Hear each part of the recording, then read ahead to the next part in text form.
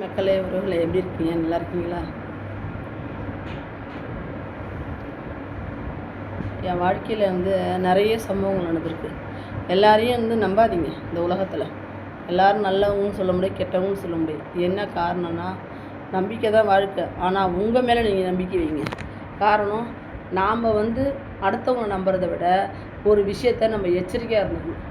ஏன்னா அதிகமான பாசம் அதிகமாக காட்டினாலும் அவங்க அந்த பாசத்தை காட்டுறது தகுதி இருக்காங்களா, நம்மக்கிட்ட எப்படி நடந்துக்கிறாங்கன்னு நம்ம பார்க்கணும். அது மாதிரி தான் நீங்களும் நடந்துக்கணும். ஏன்னா நிறைய இழப்புகள் நிறையா சந்திச்சிருக்காங்க. என்னை ஏமாற்றி லட்சங்கள்லாம் பணம் வாங்கிட்டாங்க. நான் பிறந்த ஊர் பரங்கிப்பேட்டை. இந்த ஊரில் என்னை ஏமாற்றி ஒரு 4 பேர் பணம் வாங்கிட்டாங்க. ஆனால் இது வரைக்கும் பணம் கொடுக்கவே இல்லை. ஆனால் அவங்க வாங்கினவங்க இன்னமும் கஷ்டப்பட்டு தான் இருக்காங்க. என்னை கொடுக்கணும்னு நினச்சானா அவங்க நல்லா இருந்திருப்பாங்க. காரணம், நான் நம்பிக்கையோட பணம் வாங்கி கொடுத்தேன். ஆனால் இன்றைக்கி அவங்களோட பணங்கள் எல்லாமே நான் கொடுத்தேன். என்னை ஏமாற்றினாங்க, துரோகம் பண்ணாங்க. அவங்கவுங்க அனுபவிப்பாங்க. நான் இது வரைக்கும் யாருக்கும் இந்த கெடுதல் நினச்சதில்லை. யாருடைய காசையும் நான் அனுபவிச்சதே கிடையாது. இன்ன வரைக்கும் சரிதுண்ணே. அதனால் நீங்கள் யாருமே தயவு செய்து ஜாமீன் கையெழுத்து போடணும், ஷூரிட்டி போடணும், பாசமாக இருக்காங்க, நல்லது செய்கிறாங்க, உங்களை கூப்பிட்டு எல்லாம் செய்கிறாங்க அப்படின்னு நினச்சி யாருக்கும் எந்த உதவி செய்யாதீங்க. நீங்கள் ஒரு உதவி செய்யணும்னு நினச்சிங்கன்னா உங்கள் கையில் உள்ள காசு கொடுங்க, நீங்கள் ஒரு சாப்பாடு கொடுங்க, தானம் பண்ணுங்கள். நீங்கள் பண்ணுற தானம் தர்மம் மட்டும்தான் உங்கள் கூட வரும், வேறு எந்த செயலும் வராது இல்லையா?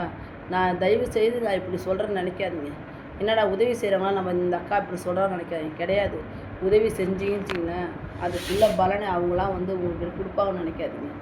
ரொம்ப நம்மளை கஷ்டப்படுத்துவாங்க, நம்மளை படுங்குள்ளே தள்ளுவாங்க. நான் அந்த மாதிரி படுங்குள்ளே உளுந்து எழுச்சி வெளியே வந்திருக்கேன் இன்றைக்கி.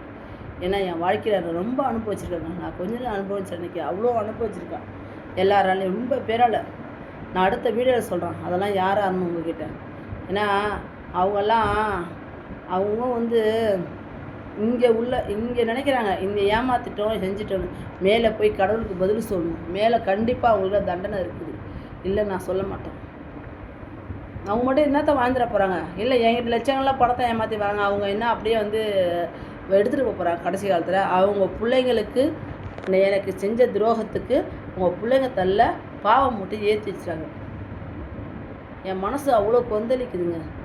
ஏன்னா தயவு செய்து நான் குறைகள் சொன்னதுக்காக நீங்கள் எல்லாம் ஏமாந்துடாதீங்க. காரணம், யாரையுமே யாருமே அடுத்தவங்க பேச்சு கேட்காதீங்க. எல்லா புகழும் இறைவனுக்கு.